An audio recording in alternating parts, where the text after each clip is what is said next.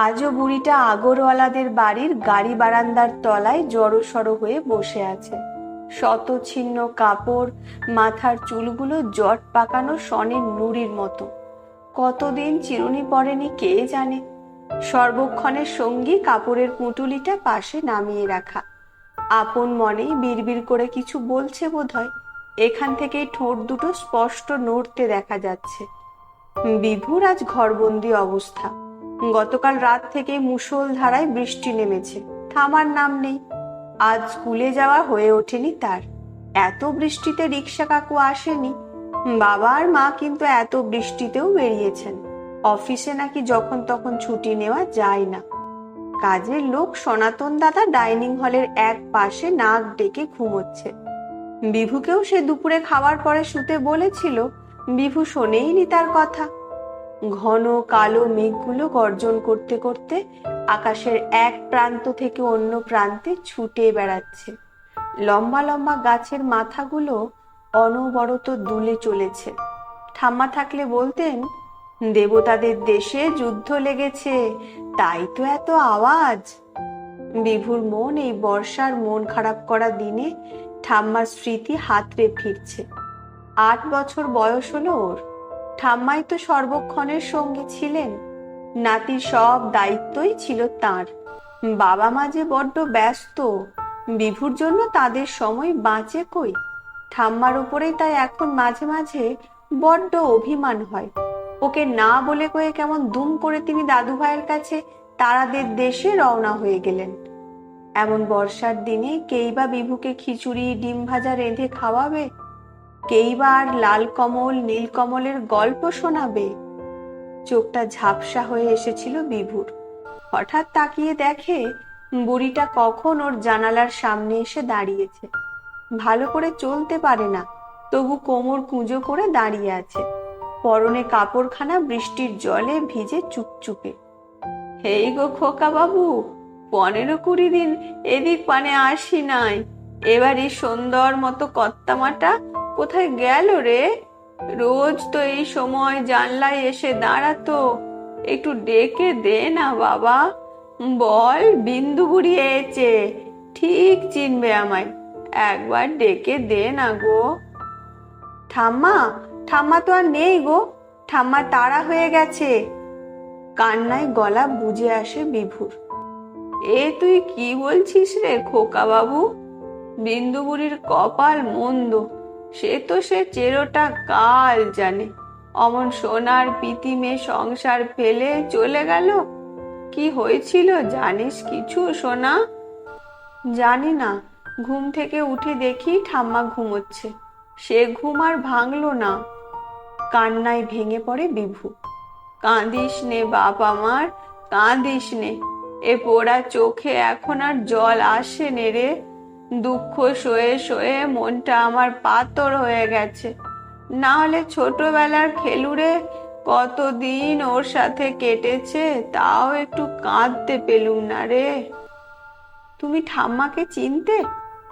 অবাক হয়ে যায় বিভু। চিনবুনি কি রে? আমার মা তো ছিল পদ্ম দিদির ধাই মা। ছোটবেলায় আমার মায়ের কোলেই তো দুজনে একসাথে মানুষ হয়েছি। তা সে বড় নোকের মেয়ে, অমন নক্কি পিতিমে কলকাতায় বিয়ে হয়ে চলে এলো। তারপরে আর দেখা সাক্ষাৎ হয়নি কো। আমারও বিয়ে হয়ে গেল। আমাদের গরিব ঘরে যেমনটি হয়। ছেলে পুলে হলো নিকো। দেওর ভাসুরের সংসারে গতর খেটে মরলুম। শেষটাই বুড়ো বয়সে স্বামী মরতে আমার ঘর দুয়ার জমি জমা সব কেড়ে নে ভাসুর পোড়া আমায় পথে বার করে দিলে। ওরা পেটটারে তো আর ফেলতে পারি নে। পেটের দায়ে চলে এলুম কলকাতায়। ভিক্ষে করতে গিয়েই একদিন কালীঘাট মন্দিরে পদ্ম দিদির সাথে দেখা। ছোটবেলার দোসর ফেলতে পারে কি? ওর সাথে এসে তোদের এই বাড়িটা চিনে নিলুম। তাই তুমি মাঝে মাঝে আমাদের বাড়ির উল্টো দিকের গাড়ি বারান্দার নিচে বসে থাকো?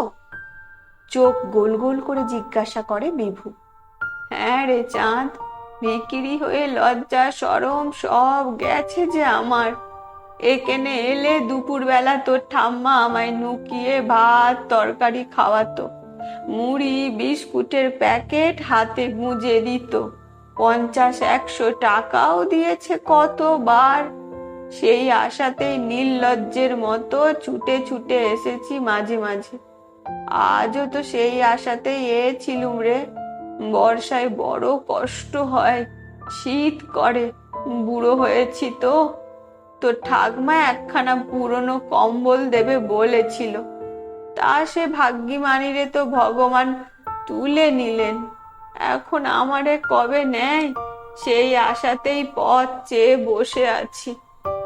দু হাতে চোখের জল মুছে বুড়ি। বড্ড মায়া হলো বিভুর। আহারে, শীতে ঠক ঠক করে কাঁপছে বুড়ি। তাদের তো অনেকগুলো কম্বল আছে, বিছানা বালিশে আলমারিতে তোলা থাকে, ও সব জানে। ওর মধ্যে থেকে একটা কম্বল বুড়িকে দিলে কি আর এমন দোষ হবে? পরে মাকে বুঝিয়ে বললে মা ঠিক বুঝবে। বুকে করে কম্বলখানা নিয়ে এসে সে জানলার ফাঁক দিয়ে বুড়ির দিকে বাড়িয়ে ধরে। বুড়ি অবাক চোখে চেয়ে থাকে। নাও ধরো বিন্দু ঠাম্মা, এরপরে মাঝে মাঝে ছুটির দিনে দুপুরবেলা এসো এখানে, তোমার কাছ থেকে ঠাম্মার ছেলেবেলার গল্প শুনবো। আবেগে গলা রুদ্ধ হয়ে আসে বুড়ির। কম্বলখানা বুকে জড়িয়ে ধরে সে। সোনা মানিক, ধন আমার, তুই আমাকে ঠাম্মা বললি। বেঁচে থাকো চাঁদ, আসবো বই কি। তোর এই মধুর ঠাম্মা ডাকি আমাকে টেনে আনবে। অনেক বড় হও, গরিব দুঃখীর জন্য যেন তোমার মন সব সময় কাঁদে। আজ আসি বাবা, আসবো আবার। লাঠি ধরে রাস্তার বাঁকে মিলিয়ে যায় বুড়ির নোজ। ছোট্ট দেহখানা। এতক্ষণে মেঘ কেটে রোদ্দুর উঠল। সেদিকে তাকিয়ে মৃদু হাসি ফুটে ওঠে বিভুর মুখে। ঠাম্মার বন্ধুও তো ঠাম্মাই হয়।